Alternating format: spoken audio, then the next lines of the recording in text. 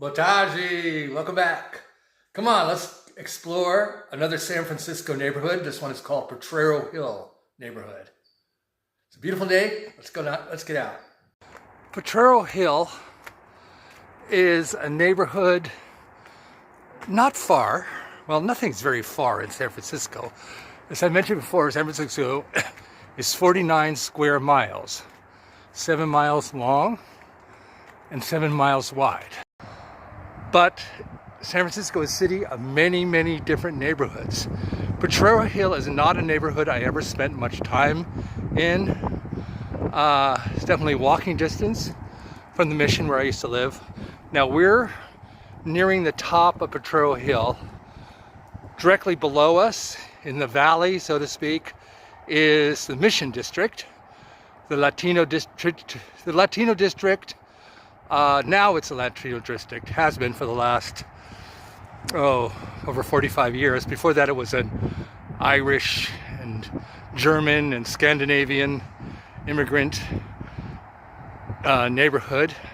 And then beyond that is Noe Valley, the neighborhood of Noe Valley. And finally, the top are Twin Peaks. And if you can see, there are those two little peaks up there are Twin Peaks. Oh my God, more steps.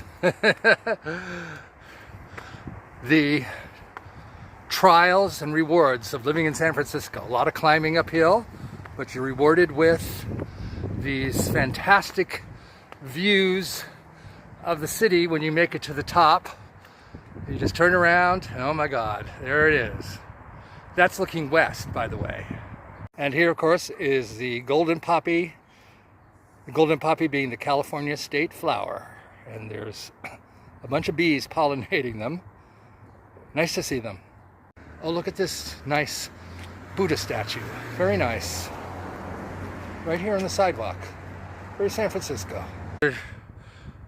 View of downtown San Francisco, and there you can see on the right hand side is the San Francisco Oakland Bay Bridge that takes you from San Francisco to the city of Oakland.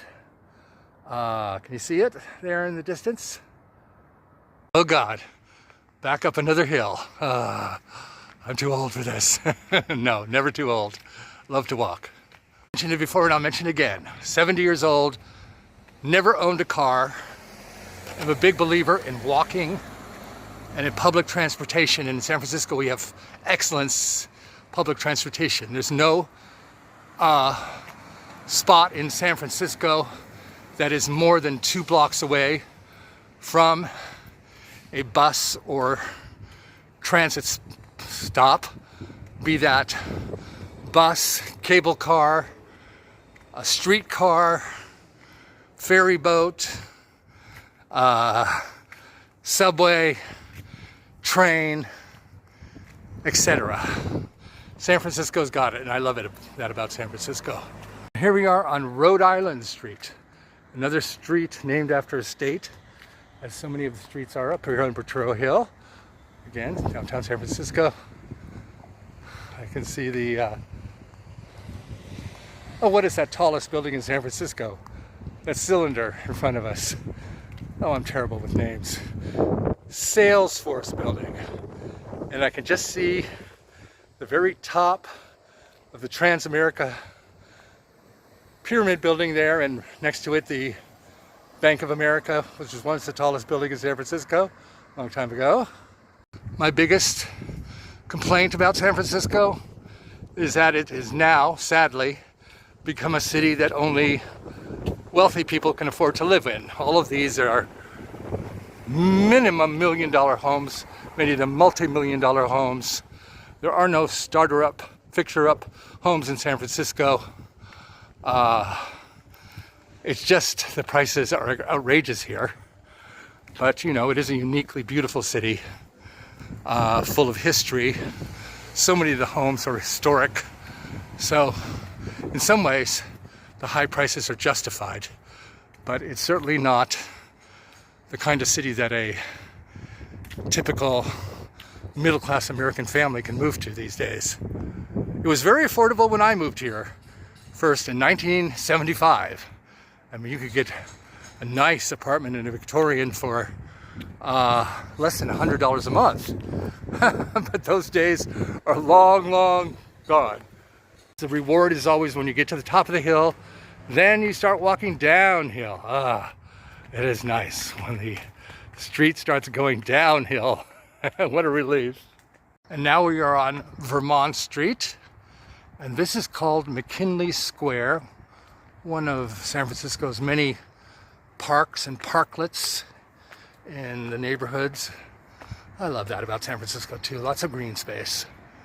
I can hear birdsong. There's a children's playground, a grassy area. Very nice.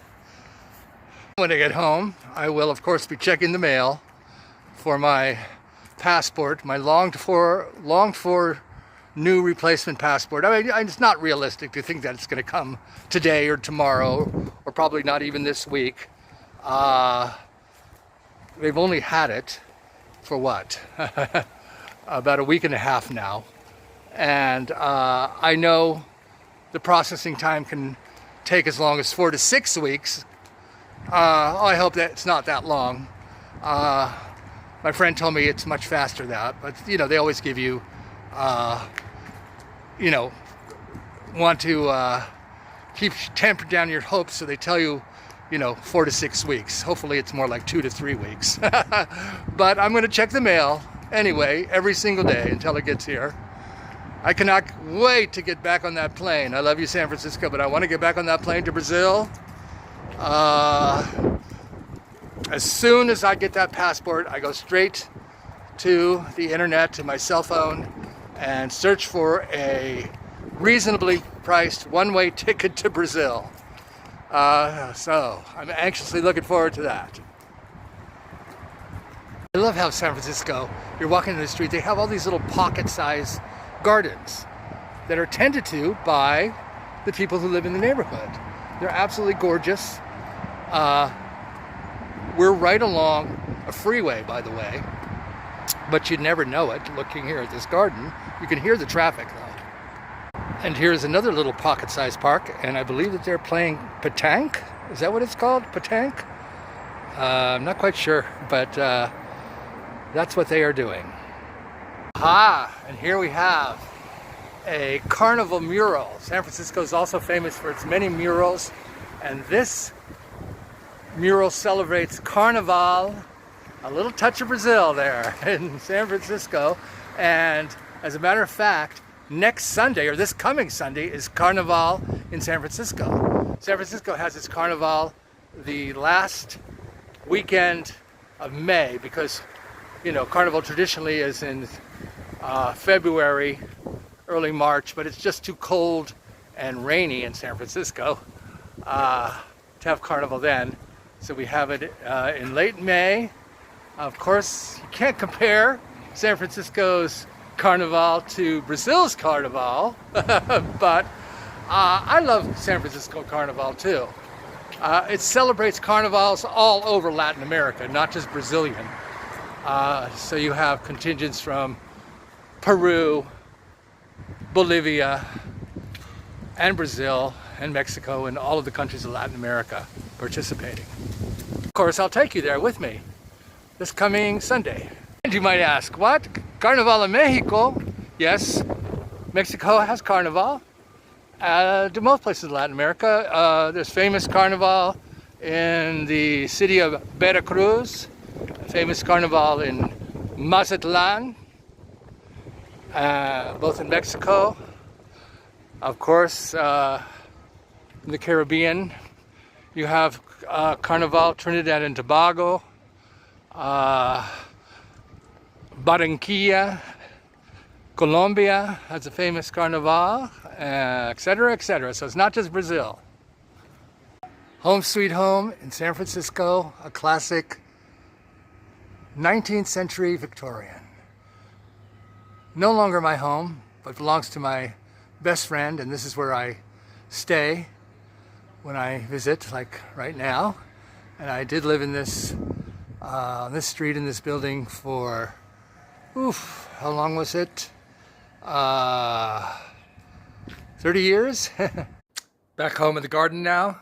Thanks y'all for joining me as we explored Portrero Hill neighborhood in San Francisco. See you soon. Beijos.